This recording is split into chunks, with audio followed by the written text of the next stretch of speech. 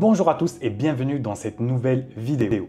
Quelle stratégie mettre en place pour trouver et lancer son produit sur Amazon? Aujourd'hui, je vais vous montrer la stratégie que je mets en place. Bien évidemment, on va faire une étude du marché d'un produit qu'on va trouver via Helium 10 et aussi derrière calculer sa rentabilité et voir les idées d'amélioration qu'on peut effectuer. Si tu es nouveau sur la chaîne, je m'appelle Omar, je suis vendeur sur Amazon depuis 2018.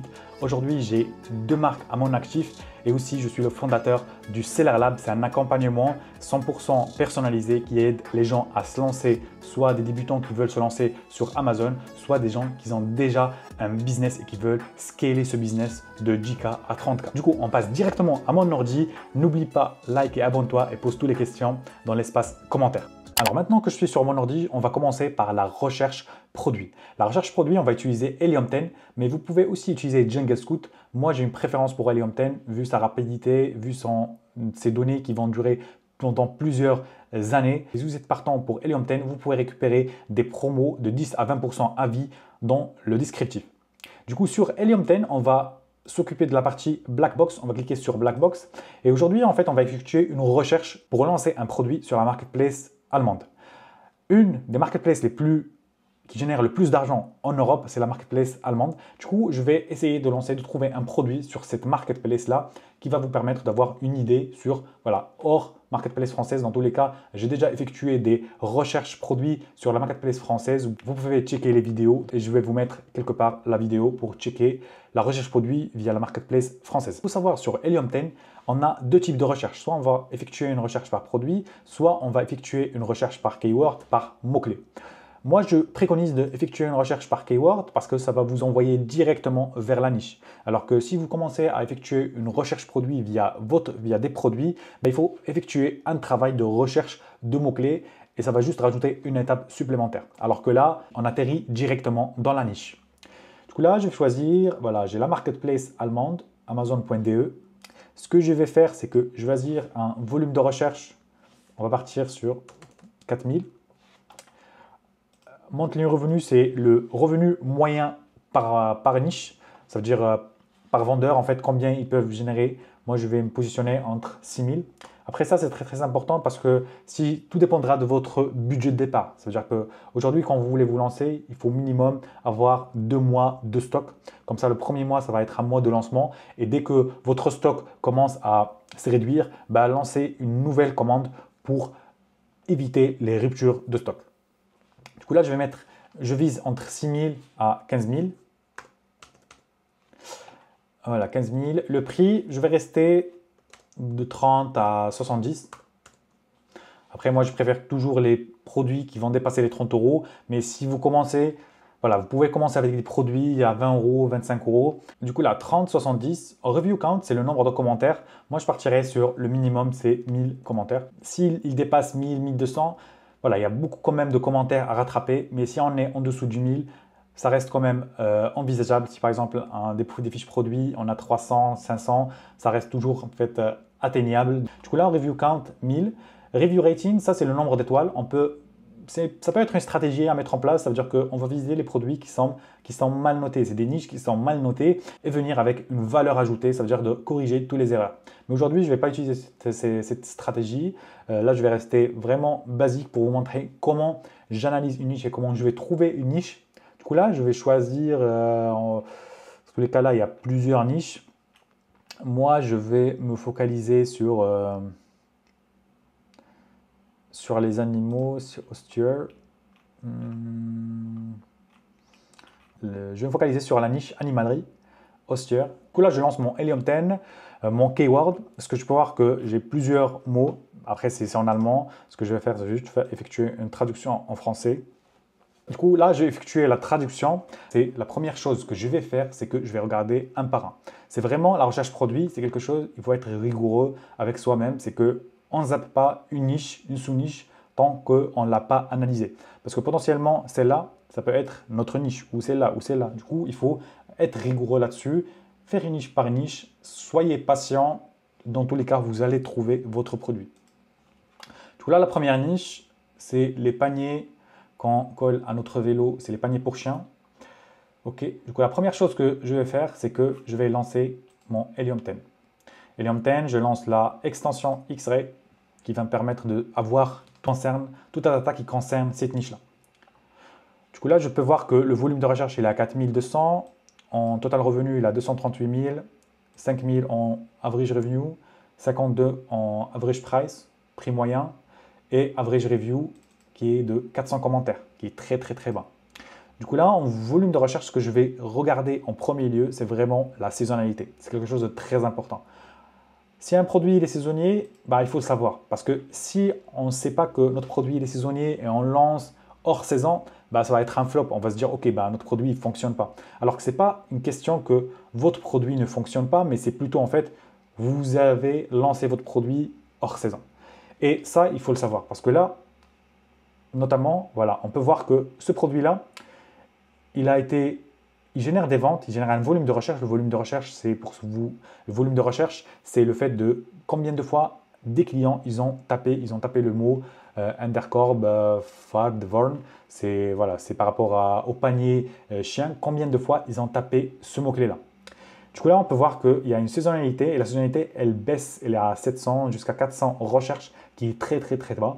Du coup, on peut voir qu'il y a une saisonnalité, que voilà, ce produit, il fonctionne de mars jusqu'à septembre.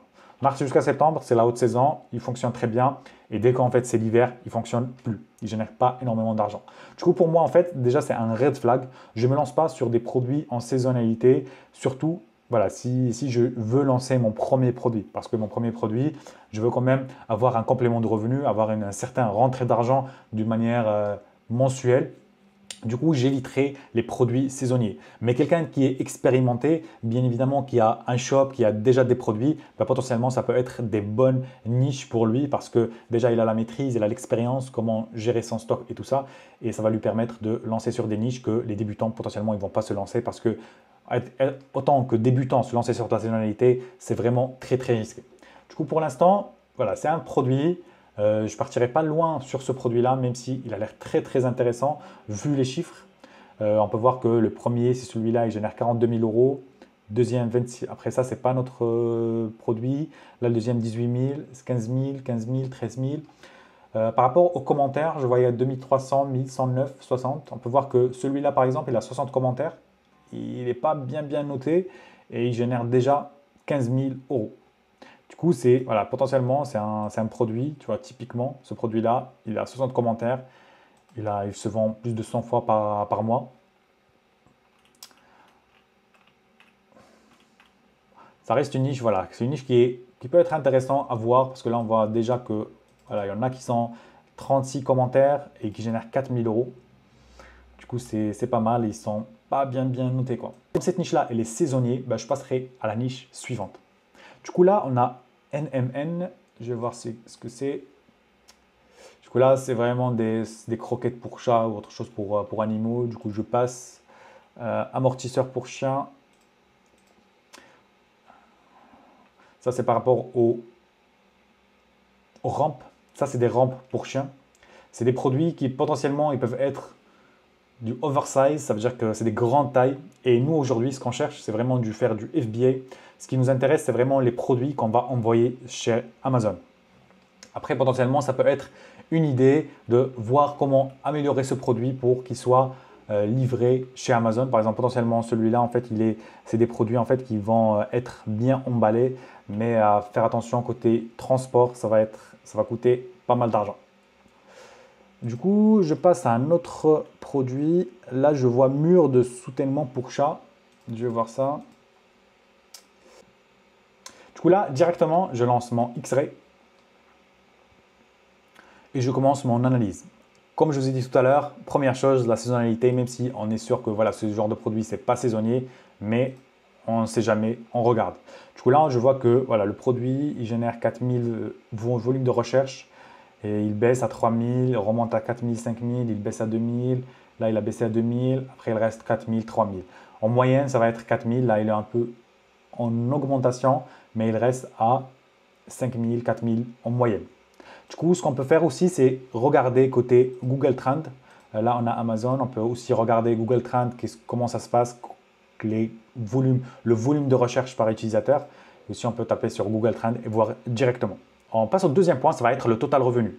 Cette niche-là, en total revenu, cette niche-là, ça génère 286 000 euros, un average revenu 6 000 euros, ce qui est top, ce qu'on va targeter, parce que dans les recherches, j'ai dit que je vise à peu près un produit qui va me générer 6 000 euros par mois de chiffre d'affaires. Average price, il a 63 et average review, il a 1000. Alors 1127 commentaires, c'est un nombre qui est un peu plus élevé, mais il ne faut pas se focaliser que sur le nombre de commentaires.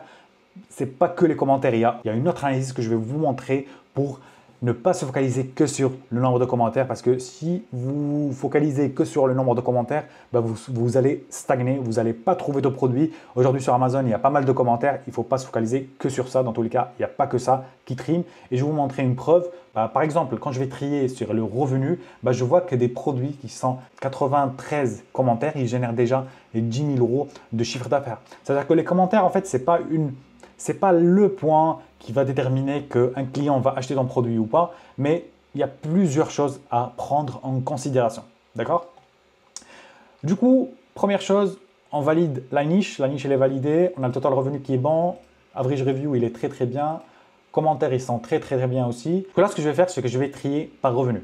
Je vois que le premier, il génère 362, mais ce n'est pas mon produit. Du coup, là, je le supprime. Ça, c'est une litière automatique. Du coup là, voilà, ça c'est mes produits à moi que je vise. Dans tous les cas, c'est la niche que je vise. Et je vois potentiellement que le premier, il a 23 000. Le deuxième, il a 121 commentaires. Le troisième 24 commentaires. Il génère 25 000. 74 commentaires, 22 000. On voit déjà que cette niche-là, elle n'est pas drivée par les commentaires. Pourquoi? Parce que le nombre de revenus, il n'est pas en corrélation avec le nombre de commentaires. Ce que je vous conseille de mettre ici le review à côté des revenus, ce qui va vous permettre de savoir voilà, le nombre de commentaires en même temps que les revenus et voir est-ce qu'il y a une corrélation ou pas. Du coup là, le premier critère, revenu commentaires, on voit qu'il n'y a pas de corrélation, ce qui me va, parce que là, celui-là, il a 19 commentaires et génère déjà 8 000 euros de chiffre d'affaires. La deuxième chose que je vais faire, c'est le prix. Parce qu'aujourd'hui, quand je me lance sur une niche, j'aimerais bien déjà définir mon avatar client. Est-ce que mon client, il cherche le produit le moins cher, le produit qualitatif, ou voilà, il regarde que les commentaires? Et tout ça, en fait, c'est vraiment ce que je suis en train de vous montrer, c'est de voir c'est quoi les corrélations qui vont vous permettre de savoir est-ce que c'est une bonne niche ou pas par rapport à votre avatar client. Du coup, là, on peut voir que par rapport au prix, en fait, il n'y a pas de corrélation aussi parce que quand je trie par revenu, j'ai ici du 55, j'ai du 138, du 57, 72, 32. Ça veut dire que potentiellement, si mon client cherchait le prix le plus bas, potentiellement, ce serait celui-là qui va être classé le premier dans la liste et qui va générer le plus en termes de chiffre d'affaires.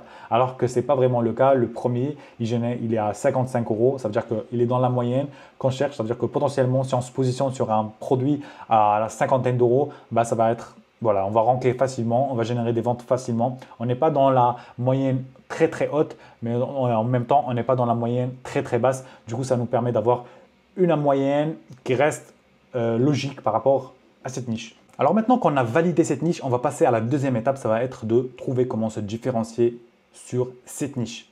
Le plus important, c'est de donner une valeur ajoutée à notre client et de ne pas rester dans la norme produits qui sont proposés aujourd'hui, mais de donner une valeur ajoutée.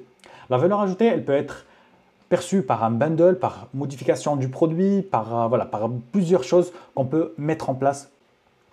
Une des méthodes que j'utilise aujourd'hui, c'est vraiment de se positionner sur la marketplace américaine. Du coup, je vais mettre amazon.com et de savoir est-ce qu'il y a des nouveautés. On peut checker déjà la marketplace allemande pour savoir les produits qui sont proposés. On peut voir que les produits, voilà, c'est notamment c'est des étagères pour chat, pour sauter. Ok.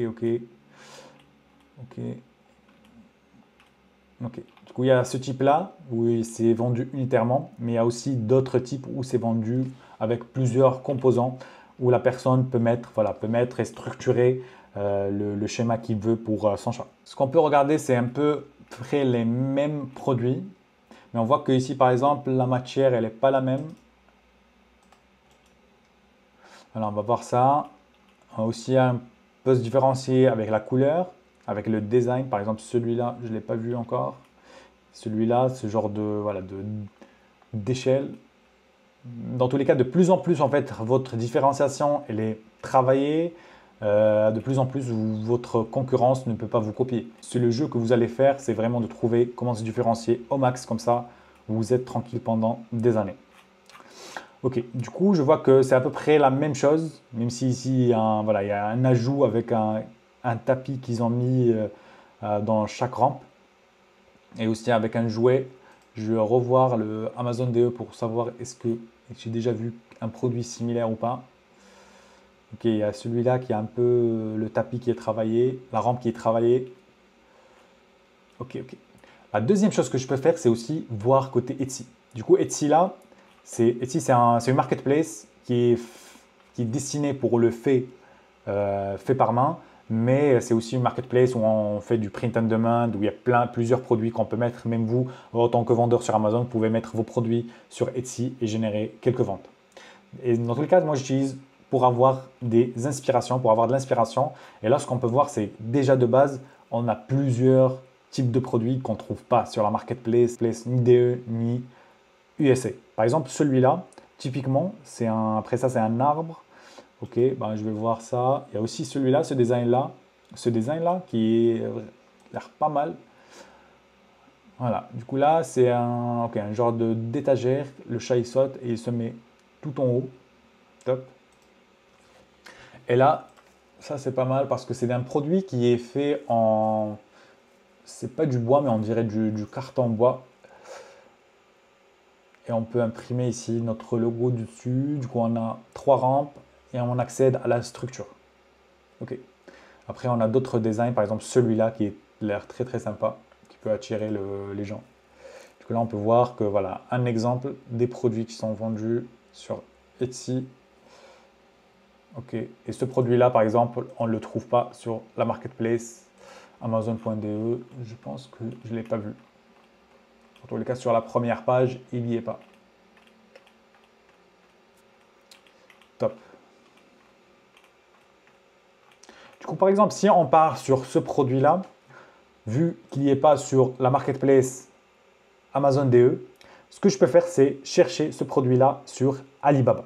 Du coup, là, je vais mettre directement sur Alibaba. Je vais commencer ma recherche, Climbing Wall Cats, pour chercher mon design. Vous pouvez aussi s'inspirer de Alibaba qui va vous permettre de voir voilà, des idées produits, par exemple celui-là. Il y a celui-là aussi, c'est des cercles. Et dès que vous avez trouvé un design qui n'existe pas sur la marketplace que vous allez lancer, là, soit vous allez retravailler ce design, soit vous rajoutez un autre accessoire ou modéliser tout ça avec un beau packaging, avec un beau branding et tout ça en calculant votre rentabilité. Du coup là, si je pars sur le principe que j'ai choisi ce produit-là qui est à 15 euros. C'est un produit assez complet, c'est-à-dire qu'il y a plusieurs items dedans. Une autre astuce pour se positionner sur ce genre de produit si vous êtes sur Etsy, c'est d'utiliser le plugin AliPrice. C'est un plugin que vous pouvez installer sur votre navigateur. Il va vous permettre d'avoir ce genre de pop-up ici, et dès que vous allez cliquer, en fait, il y a un genre de système de recherche par image sur plusieurs marketplaces. Il va vous sortir le produit sur la marketplace que vous cherchez. Par exemple, là, Alibaba, 1688, il y a Amazon, Taobao ou autre. Bah, potentiellement, là, il m'a sorti celui-là, celui-là, celui-là. Du coup, là, c'est à peu près, ça correspond à peu près à ce que je cherche. Je clique dessus. Voilà, celui-là aussi, ça a l'air, c'est similaire. Et celui-là, c'est plutôt celui-là, je pense.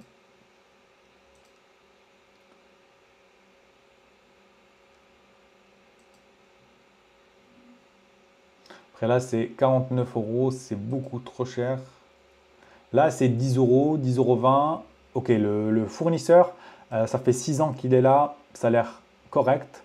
Après, il faut voir beaucoup plus en détail le fournisseur, qu'est-ce qu'il fait, c'est quoi son domaine de métier. Comme ça nous permettra de savoir est-ce qu'il est spécialisé dans, voilà, dans le type des produits conçus en bois ou pas. Là, c'est le cas. On voit bien que ce fournisseur-là, il fait que des boîtes en bois. Du coup, potentiellement, c'est un bon fournisseur avec qui on peut travailler. Du coup, là, je vois que le produit, il est à 10 euros. 10,10 €, 11,20 €. Du coup, je vais de base, avant de passer à travailler avec les fournisseurs, à communiquer avec eux, la première chose que je vais faire, c'est de calculer ma rentabilité. Parce que là, j'ai fait une analyse de mon produit, de ma niche, j'ai trouvé comment se différencier, il y a plusieurs designs que je peux lancer. Mais est-ce que, avec les designs que je vais lancer, est-ce qu'il y a une certaine rentabilité? Est-ce que je peux travailler ce produit-là, investir beaucoup plus de temps dans ce produit-là? Parce que si je commence à calculer ma rentabilité et je vois que la rentabilité elle est très très basse, elle est minime, mais là en fait il n'y a pas besoin de passer énormément de temps sur ce produit et passer à autre chose. Il y a d'autres produits qu'on peut lancer avec un très grand potentiel. Du coup là je vais passer à la troisième étape, ça va être de calculer ma rentabilité. Et le calcul de rentabilité, on va utiliser le calculateur d'Amazon.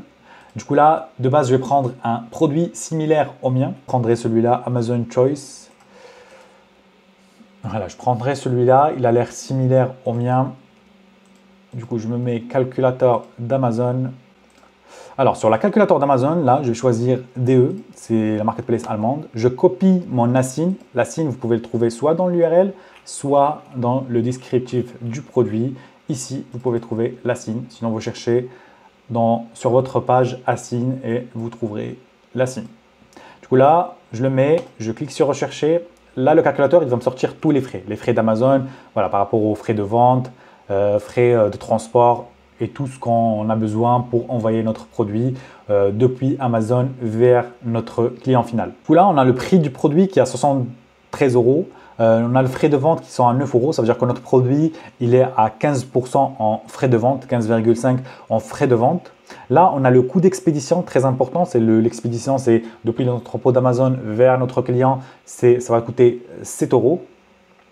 Et bien sûr, la TVA, tout dépendra de votre pays, mais là, c'est 19%. Du coup, là, en se basant sur ce produit, si on arrive à l'avoir à 10,30 €, en rajoutant à peu près 3-4 € de shipping, on peut dire qu'on est vers les 15 € pour acheter ce produit. Les 15 €, j'ai inclus 11 € du produit, le coût du produit, et j'ai rajouté 4 € pour le shipping, c'est le transport entre la Chine vers les entrepôts d'Amazon. Un shipping par bateau, c'est pas déconnant d'avoir 4 € sur ce genre de produit. Du coup là, on est à 15 € et un bénéfice net. Ce qui est important, c'est le bénéfice net et la marge. Du coup là, on a un bénéfice net de 19 € par vente et une marge nette de 31%. La marge, on vise toujours qui dépasse les 20%, mais là à 31%, on est très bien. Du coup là, je peux valider ce produit et me dire que ce produit, je peux investir beaucoup plus de temps pour travailler avec le fournisseur, travailler mon packaging, travailler comment je peux améliorer encore plus mon produit, parce que trouver un design qui est différent de ce qui existe sur Amazon, c'est la première step. Mais la deuxième step, c'est de savoir comment donner de la valeur ajoutée à ton client. Ce qu'on cherche toujours, c'est d'avoir la valeur perçue, trouver la valeur perçue de ton client. Si tu es toujours avec nous, sache que tu as la détermination de lancer ton business sur Amazon. Et pour ça, je te félicite, t'invite à mettre un commentaire. Comme ça nous permettra de visualiser les hustlers dans notre communauté. J'ai mis en place une communauté 100% gratuite qui va te permettre de s'entraider avec les gens qui nous ont déjà rejoints dans cette communauté. L'objectif de la communauté, c'est d'aider les gens à lancer leurs premiers produits sur Amazon. Et si tu as de l'expérience sur Amazon, tu as déjà des boutiques sur Amazon, je t'invite fortement à nous rejoindre. Ça va aider la communauté à progresser. Je tiens à te remercier. Tu trouveras le lien pour rejoindre la communauté dans le descriptif. J'espère que cette vidéo t'a plu. C'est un use case qui va t'aider à 100%. C'est un produit concret que tu peux te lancer dans tous les cas. Si tu veux lancer un produit, potentiellement c'est un bon produit à lancer. Je te remercie pour ton temps. Like et abonne-toi. Et sur ce, je te dis à la prochaine.